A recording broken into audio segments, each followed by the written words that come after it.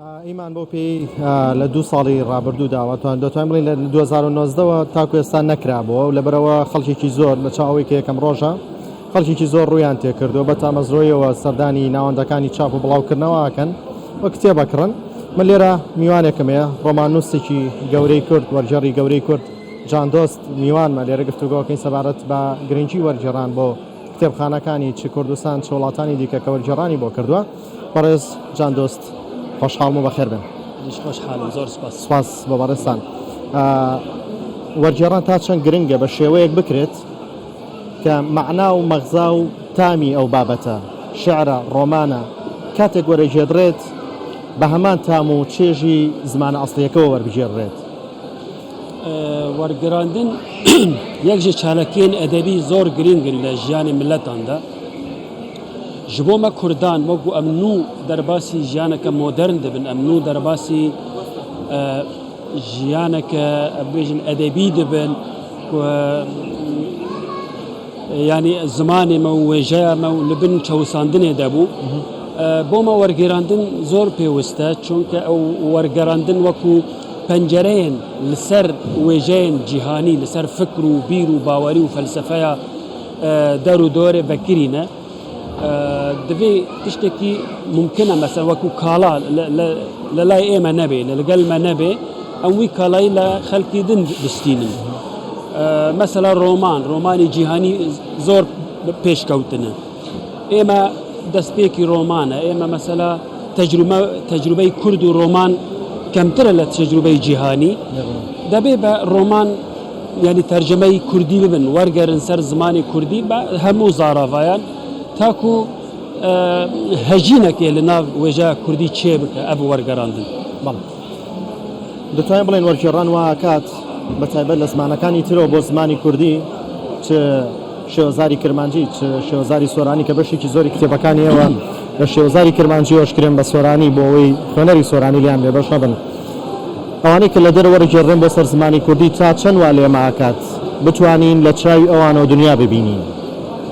ئەستێ نەگەیشتم وەرگێڕان بۆ لە زمانەکانی بیانیوە بۆ زمانی کوردی تا چەند وا لە کات کە ئێمە بتوانین لە چاوی ئەوانەوە دنیا بینیمان هەبێت.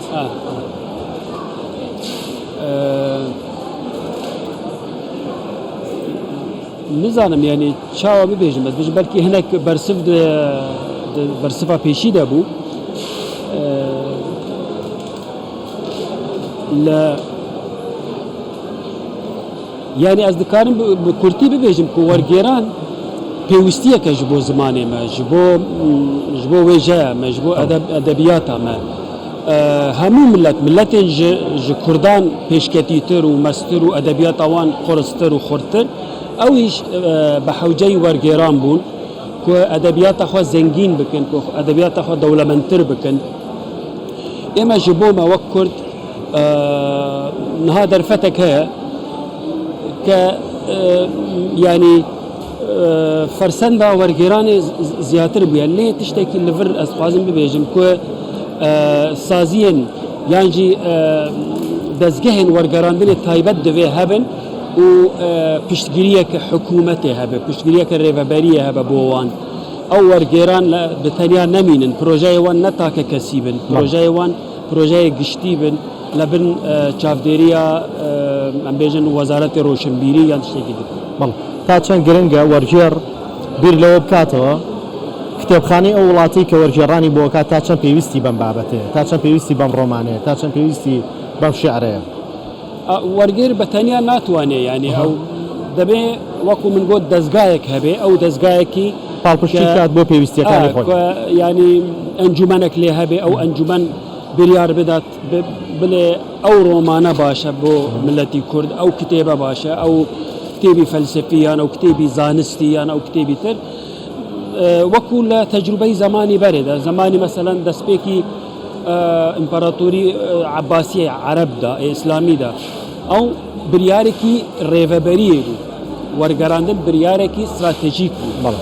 لەگەڵ ئێمەش ئەگەر نەبێ بریارێکی استراتێژیک وەرگێران هەر لاواز دەمێنێت. بەو هۆیە دەبێژم گەرەگە لە بن چاودێری دەستگایەک بێ، لە بن چاودێری ئەنجومەنێک بێ باشتر.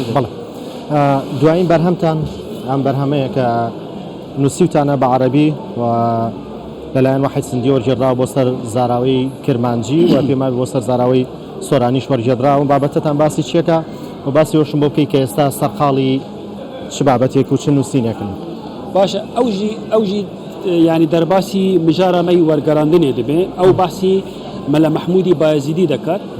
مەلە مححمودی بایزیدی یەک ژەرۆشنبیرانی کوردە هەموو پەخشان نویسیە شعر نەنویسیە لەگەل قونسولی رووسیا لە ئەرزەروم ساڵی 1950 ینی ئەو دەردۆرادە لەگەل وی ڕێک کەوتیە و یارمەتی وی کردە وی قونسولی رووسی کە بەرهەمی کوردی بۆ وەرگێڕاندیە مەسەلا شەرەفنامەی شەرەفخان لە فارسی وەرگەڕاندیە کوردی بەری 170 ساڵ پرۆژەیەکی وانی مشتەرەک هەڤەش هەبوو.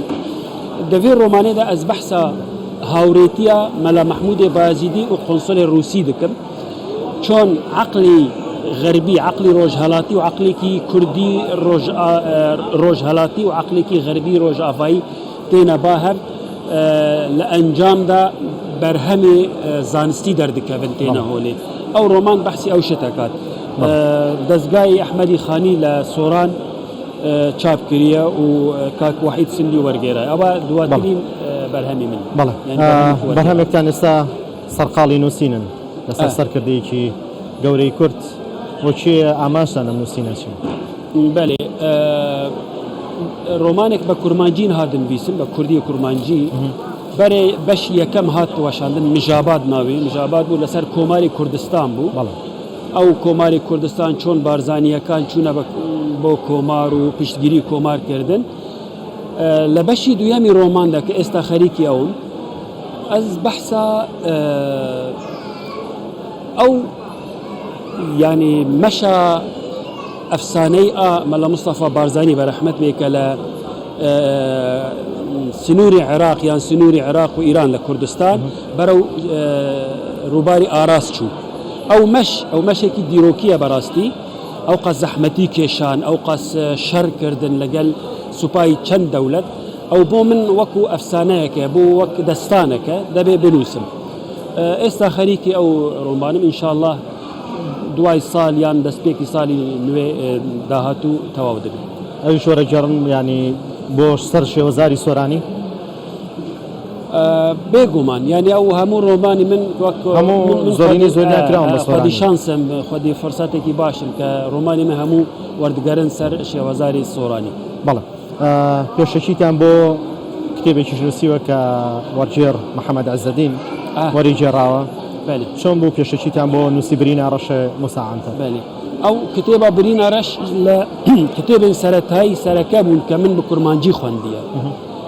کتێبێکی ڕۆڵاوی گەلێک هەبوو کتێبێکی بەسیتە ینی ئەسانەهەیە لاپەرێوێ هەندەکن بەڵام تشتێکی باش بوو لە زمانی لە تورکیا کوردی وەکو تاوان بوو موساعەنتەر بە کوردی نووسی و بەحسی کۆمەلگای کورد کرد.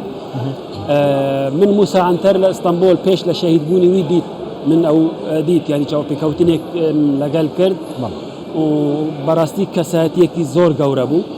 کاک محەممەد گوت من کتێبی برینە ڕەش دکم بە سۆرانی ئەگەر پێشێکێک بنووسی باش دەبێت من گوت وەڵا چ بنووسم پاشان من بیرانینی خۆ ئاپێ موسا ئەو ساڵی کە لە ئەستەمبۆل یەکتر مەهەبدوو دیت من بەحساوان بیرانی ناکرد و بووەکە پێشەکی بۆ کتێبی. بەڵێ بەڕێز جاندۆست گەورە وەرگێڕ و ڕۆمانوسی کورد سپاس بۆ ئامادەبووتان و کاتێ بە ئێمەتاندا خۆشحاڵم. سپاس بۆ تەماشاوانێن کوردستان 24 سپاس.